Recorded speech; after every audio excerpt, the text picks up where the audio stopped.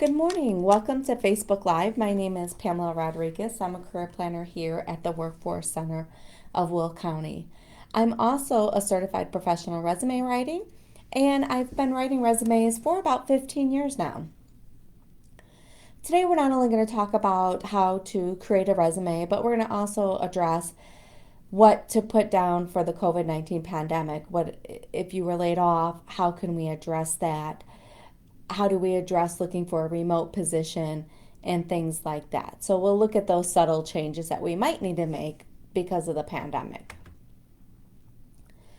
We're going to review how and why your resume and cover letter is a critical part to you landing your next job. Talk about the differences with the resumes and how we can update our resume. We'll learn resume basics like the different types, formatting and general content guidelines, customizing it for each job and company, and I'll also go over tips on developing an effective cover letter. For a competitive resume, we need to keep all of these things in mind. Our resumes outline our qualifications, our skills, employment history, experience, and education. We want to highlight our accomplishments. That will inform potential employers about how we might perform at their company. We want it in an easy to read format. And lastly, we want to persuade them to invite us in for a job interview. Skills are the most important content, not just job titles and work tasks. The focus has been on accomplishments and outcomes for quite a while now, so that's something that we need to continue to work on. They are a little bit more difficult to come up with, but it's definitely doable. Most resumes are transmitted through the internet, so you need to make sure you know how to save your resume and learn how to attach it and all of those things. And as long as we're meeting some basic requirements, one resume will be good enough for internet and the paper. And remember, to be competitive, customize your resume for each job and company, and also maintain constant access to it. So I like to put my resume in a folder in my email, and then I would also carry a paper copy with me at all times, because at any moment they can call you for a quick interview, and it's easier to whip out your resume and because they really go over your qualifications and stuff. So that just helps makes the process a little bit easier. So there's 3 resume types. The most preferred is going to be the first one, the chronological. So I'm not going to spend a lot of time on the other 2. This is just for you to be aware that there are other resume types, but remember, the chronological resume is the most preferred by HR managers. They focus on the employment history. You're going to list it in descending chronological order with the most recent job first. And you want it to highlight your growth and maturity throughout an organization or career. A functional resume just focuses on your skills. While that might be your only option if you have no work experience. But remember what I said, the chronological is the most preferred. And then we have combination resumes, still focuses on skills, but it will list the employment experience.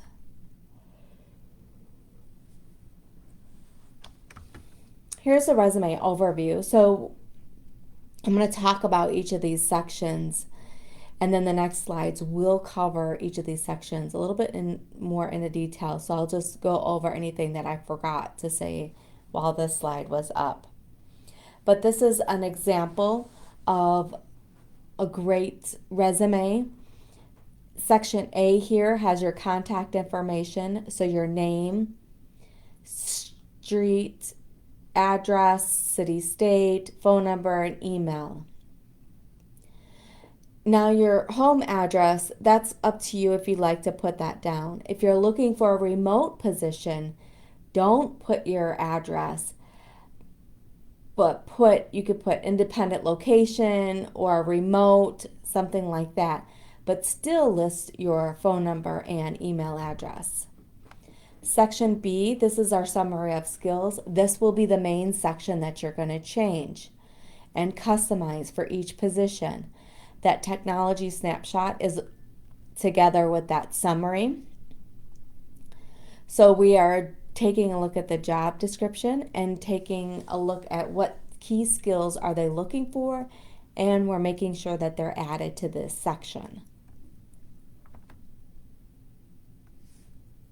Section C here is our work history, and we're going to list our skills and accomplishments. If you notice on Jennifer's here, I pulled out the accomplishments so they could stand out a little bit more. For our work history, we're only going to have our company's name, and to the right, our years of employment, our job title, which will be bold, and then the city and state. Okay, and then you're going to list the job before that. So the same thing. So you want to make sure that your resume is consistent looking. So you notice I have job titles. Both of those are bold. Everything's the right justified, the left justified, okay? Education, you're going to put in your last education degree that you received, whether it's a bachelor's degree, an associate's, a high school diploma, a general equivalency diploma, whatever degree you have, that's what you want to put down. This is just a short resume and very basic. There could be other categories that you could add, like awards, associations, interests, related activities, volunteerism, military if it was longer than 15 years ago. If it was within the past 15 years, then it would be under your work experience. Okay, but definitely put your military experience down. So like I said earlier, the next couple of slides will go over some of the items I just talked about. Again, here is another way that you can design your contact information. There's lots of ways you can put your contact information. The main thing is that your name is bold and slightly bigger. And I'm going to just point out again, for remote positions, don't use your address, use remote or location independent. Make sure you're only putting down one phone number. Typically it's our cell phone because that's the one that we are near the most. And make sure your email address is a professional one. And if you have a 2-page resume, make sure that second page has your name and page 2 at the very top. So here's more on the professional summary and summary of skills. You want to include those key words that you're finding in that job description. Make sure you're using a variety of skills like technical, leadership, interpersonal, and job-related knowledge. You can also list them with commas, like the example at the last bullet here. For a retail manager, they did brand management, comma, cash management, and reconciliation. Then we have inventory control, merchandising. So that's one other way to capture lots of keywords.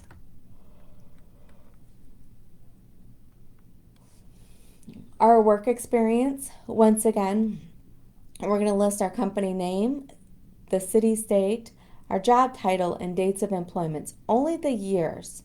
We don't have to be the exact. The application will want the exact start and end date.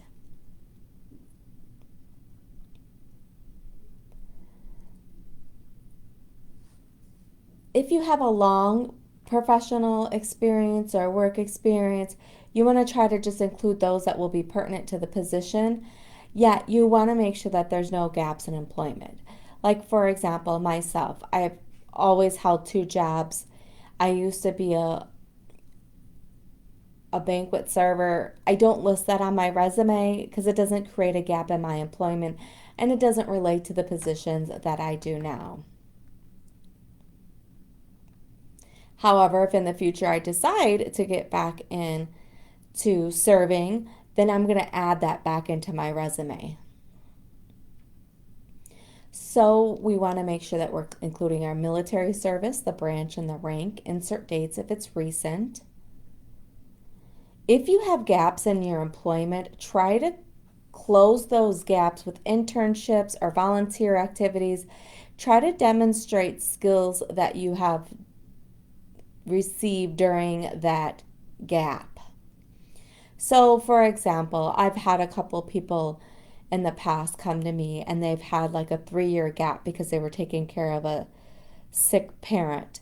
So that's what we did. We just put caregiver, we de-emphasized it, we added a couple of things because really, making appointments, that's kind of across the board in lots of different positions. So we just kind of added in some of those skills.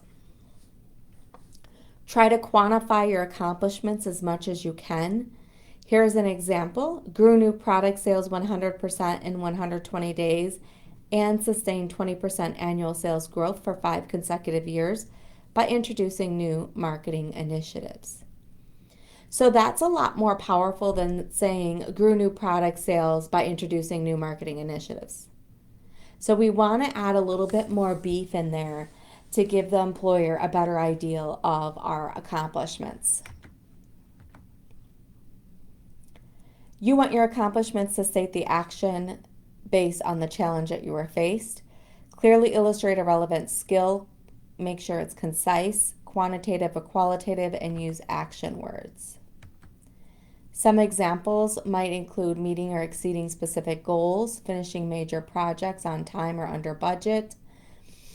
I'm not going to read all these, but you can also think about promotions or awards. Some sample accomplishment statements. So I'll just read the first one here. Responded to over 85 customer calls daily and solved 90% of their concerns. So once again, that's a lot more powerful than saying responded to customer calls daily. All right, so we want our accomplishment statements on our resumes to be much more powerful.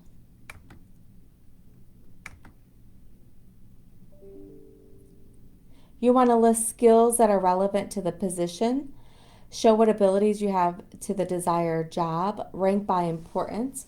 If you're new to the industry, provide opportunities to show transferable skills. While skills might be common over your past jobs, try to avoid the duplication. And what I mean by list your skills relevant to the position. So I'll talk about when I applied for the position that I am at now. Prior to that, actually 10 years prior to that, I was working manufacturing. So I did not write down that I drove a forklift or I operated machines. What I did put down though was that I trained employees on how to run the machines. I held safety meetings before every shift. So those are my transferable skills. So it really does take a lot of thought and some self-evaluation, but most of us do have transferable skills to the next position that we would desire.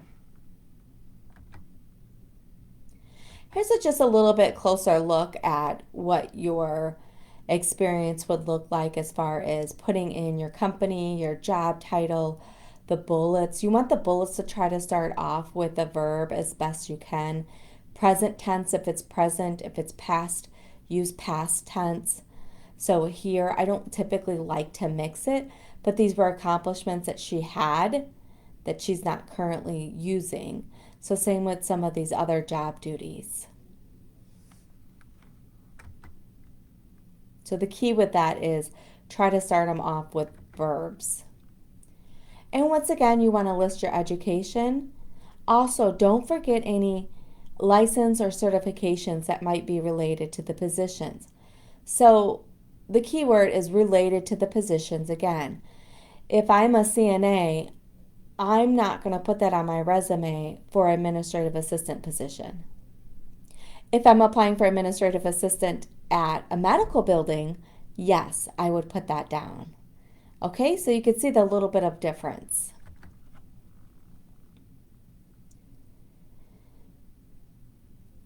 And if you need help to identify those differences, please reach out to us. We're more than happy to assist you with that. Here's some other relevant information that you could put on your resume. Professional associations, like I said earlier, awards, volunteering, Interests only if it's related to the position you're applying for. Here's some things not to include on your resume. Don't include photo, gender, race, social security number, date of birth, nationality, religious and political affiliation. So with those two, you have to be careful when you're listing your volunteerism that they're not identifying your religious or political affiliation.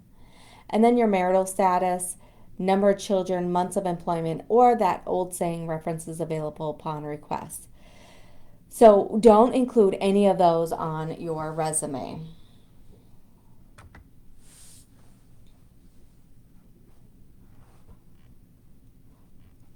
The biggest hiccup with our resumes and the controversy is knowing that 75% of large companies use an applicant tracking system that scans our resume looking for keywords.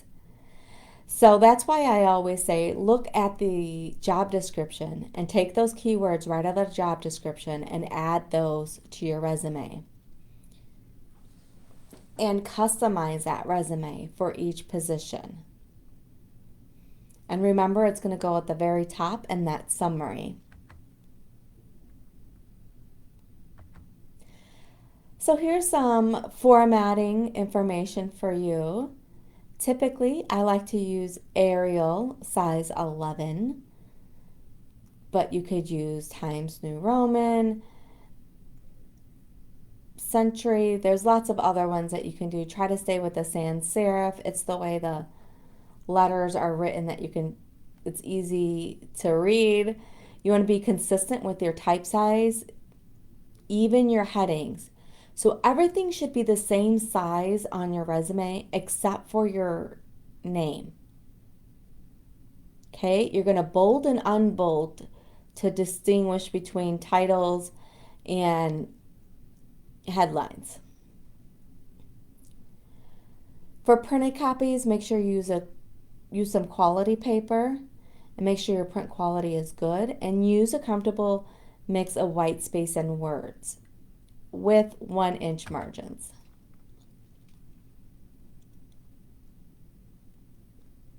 Based on each job posting and company, you want to research and customize. Notice I've been saying this throughout the whole presentation. It's very, very important for you to customize your resume for each position.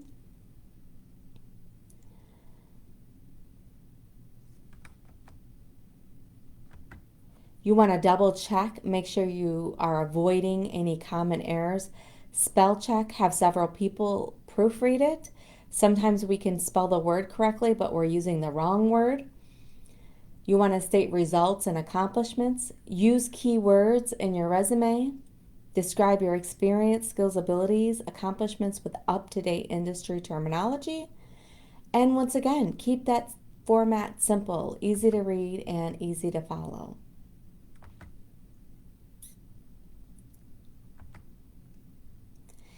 Now, here's the kicker. Employers spend less than 60 seconds on your resume. So we're putting in all this work and they're spending less than 60 seconds. So I like to compare it to a book. So when you read the first chapter of a book, that entices you to read further or put it down. Sometimes you don't even finish the chapter and you have your mind made up.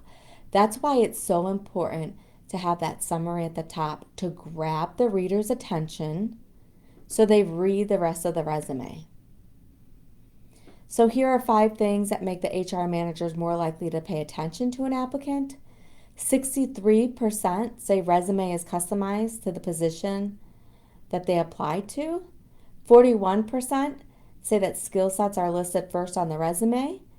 And 40% say a cover letter is included with the resume. So the cover letter, it's another controversy thing. You'll hear some people say, oh, it's not necessary. Oh, it's necessary. I will tell you, include a cover letter. Include a cover letter. We don't know who those employers are that do not want to read a cover letter. So just include it.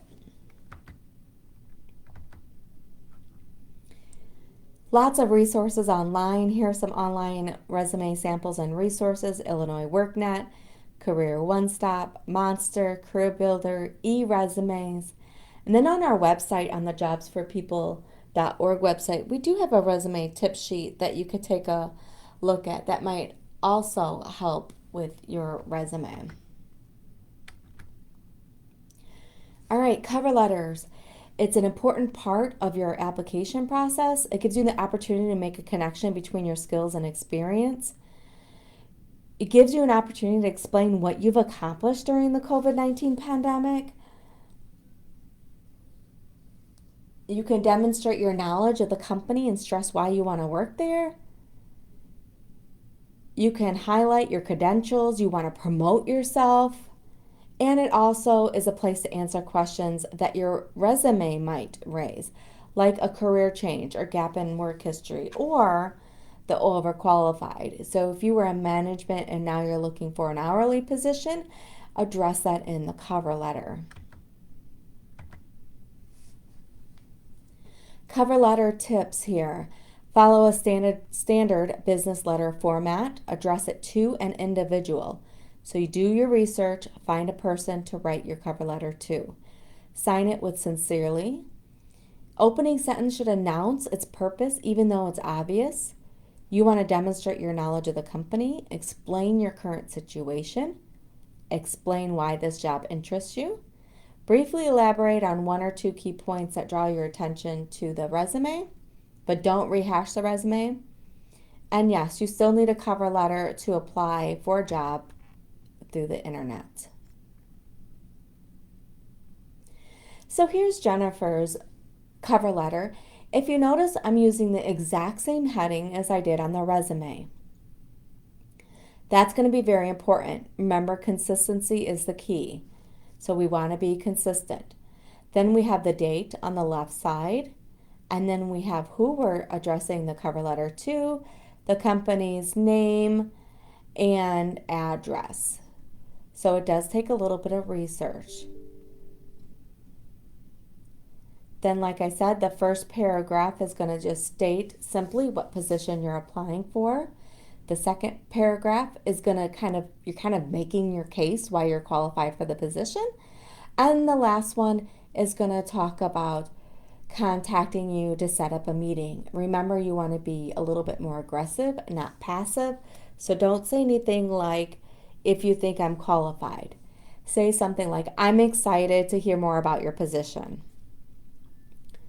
Additionally, follow specific instructions. If they have a job requisition number they want you to include, please make sure you do that.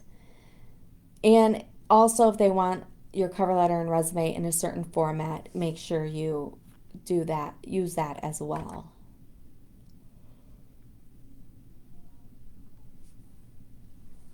All right, if you have any questions, please type those in the comment section and I will answer those just a minute. I'm going to go over our contact information. So we're located at 2400 Glenwood Avenue in Joliet. I'm hoping we will open to the public soon, our resource room. In the meantime, we're offering all of our services virtually. You can call and make an appointment, 815-727-4444. If you dial 0, you get right to the operator and you can make that appointment. Will.works is our center's website. If you want your resume reviewed, you're more than welcome to email that to us at careerservices@jobsforpeople.org. So you could send your resume over, ask if a certified professional resume writer could review your resume, and we'll send you feedback. Occasionally, I will call someone and ask them if they want to talk it through, but this could be done through email. That can be done through Zoom, FaceTime, or the phone, like I said earlier. So let's see if we have any questions. Okay, I don't see any questions, so I'm going to close up for today. Thank you for watching the resume writing presentation, and we'll talk to you soon.